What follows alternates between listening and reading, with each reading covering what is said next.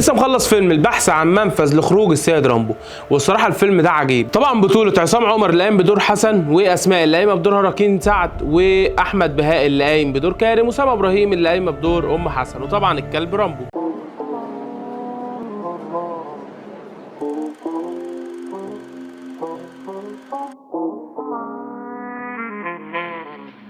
قبل ما نبدا تحليل الفيلم ارتبه لك لكذا قسم. اول قسم هو اللوكيشن والاخراج وشغل خالد منصور. الصراحه انا شايف ان اجمد حاجه في الفيلم طبعا التمثيل 100%، كل حاجه جميله، بس خالد منصور عامل واقعيه، يعني عامل الشقه واقعيه جدا، وبيبين لك في الفيلم ان مش لازم الفقير دايما هيطلع هدومه مقطعه او غاضب عن الدنيا، لا هو عادي شاب من طبقه فقيره في شقه عاديه اوضه وصاله، وشغال حارس امن، وعنده الكلب اللي هو بطل الفيلم اللي اسمه رامبو، وعايشين في شقه ايجار قديم هو وامه اللي هي سما ابراهيم. ويجي كارم اللي هو قام بدور احمد بهاء بتاع شرموفز عشان يطردهم من البيت لانه صاحب الشقه. وعندنا في مصر موضوع الايجار القديم اللي انت لما بتموت ابنك بيورثها لحد ما نخلص بقى، وبتدفع بقى 20 جنيه ايجار في الشهر. فبيجي كارم بيتلكك لهم عشان يطلعهم من الشقه، لحد ما جه ضرب حسن ورجع بالليل في الشارع. فطبعا رامبو لما شاف كارم بيضرب حسن راح عضه من حته غلط، ومن ساعتها كارم خد الكلب حجه عشان يطردهم من الشقه. ويبدا الفيلم البحث عن خروج منفذ للسيد رامبو. هياخدوا حسن ويبدا يلف بيه في كل حته، وطبعا هيقابل ساعتها راكين سعد. واللي انا استغربته في علاقه حسن واسماء اللي قايمه بدور راكين سعد، اللي هم ما جابوش الباك جراوند بتاعت القصه بتاعتهم. يعني هم جابوهم لك اللي هم مثلا هي مخطوبه دلوقتي وهم كانوا بيحبوا بعض، ما جابوش حبوا بعض فين، حبوا بعض امتى، وسابوا بعض ليه، ما جابوش. وانا الصراحه شايف ان عصام عمر حلو ان هو بدا يطور من نفسه، يعني مثلا عمل بالطو، وعمل طلع في الاختيار بدور، وعمل حاجات كتير واثبت نفسه. ولكن انا عندي تعليق بسيط، ان هو دايما بيطلع بالدور بقى اللي هو الطيب البتاع. احنا عايزين نشوف عصام عمر الشرير، يعني عايزك تطلع احمد السقا اللي جواك بقى.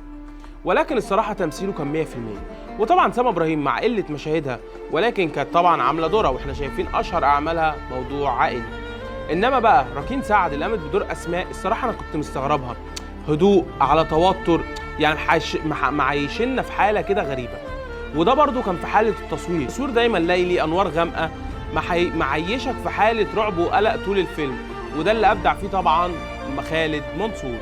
وطبعا الفيلم من انتاج محمد حفظي، وهو منتج الصراحه انه يامن بفكره زي دي لعصام عمر. وبرضو عصام عمر ما كانش الواو، بس عصام عمر احنا شفنا له طبعا فيلم سيكو سيكو كان فيلم قوي جدا، وده يدل ان عصام عمر في نجاح دايما. انما بقى اللي فاجئني هو كارم اللي قام بدوره احمد بهاء بتاع شرموفز. يا اسطى انت ايه ده، انت الشر يا جدع معمول ليك، يعني انت طالع بدور حقير قوي الصراحه، يعني مفيش اسبل من كده. بس عمل الدور حلو كاول حاجه ليه تمثيل، الصراحه الدور بتاعه حلو. واللي ما عجبنيش بقى خالد جواد. انا خالد جواد ما بستلذوش قوي على السوشيال ميديا، فلما الاقيه في فيلم الصراحه كنت حاسس اللي هو ايه، طب يا عم لابس لي حلق، وقلنا ماشي يلا يا عم طلع بقى حاجه حلوه. الدور الصراحه اوفر قوي، ولكن الفيلم كاوفرول الفيلم كويس جدا. والصراحه الفيلم قوي لدرجه اللي هو انت اللي هو ايه، هعيط يا جدع، انتوا بتعاملوا الكلب احسن من ناس كتير في حياتي. ولكن الصراحه في نهايه الفيلم ما عجبنيش انه ساب رامبو، يعني لو خلاص انت عديتوا مع بعض المراحل دي كلها. وطبعا كالعاده اتطردوا من شقتهم، لان صاحب البيت ليه الحق ان يطردهم بشكل مفاجئ في اي وقت، وهو ده القانون القديم. انما الرئيس ربنا يحفظه بالقانون الجديد منع الكلام ده تحت النسور المصريه. وفي النهايه الفيلم مش بس عن كلب في القاهره، الفيلم بيحكي عن انسان بسيط ضعيف ملقاش الامان في المعجنه اللي بتحصل كل يوم في بلدنا. لازم تبقى قوي ومش ضعيف عشان تقدر تكمل يومك، اصل انت لو واقف في الفرن وضعيف فعمرك ما هتاخد العيش. هي مصر ماشيه بمقوله الطابونه، عايز تاخد عيش لازم تبقى قوي وشديد. وطبعا المخرج نجح في تصوير الشارع، وتصوير التوتر اللي الناس عايشه فيه، وتصوير حسن، اصل حسن ده مش جاي من المريخ، حسن مواطن شغال سكيورتي في مكان وعلى قد حاله، بس عمره ما جه قال لك اصل البطاله وبتاع. الحلو ان الحته دي ما كانتش في فيلم. اصل احنا بقالنا فتره كده كل ما تيجي تكلم حد يقول لك اصل البطاله يا عم، اصل انا مش لاقي اكل يا عم، اصل الفقر، فيروح يسرق، فتقول له يا عم ليه، يقول لك انا فقير يا جدع.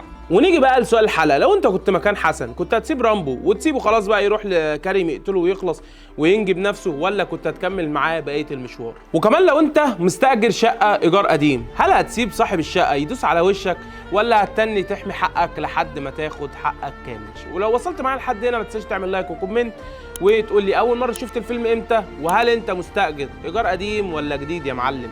ويلا بينا نبحث عن منفذ لخروج السيد رامبو. سلام.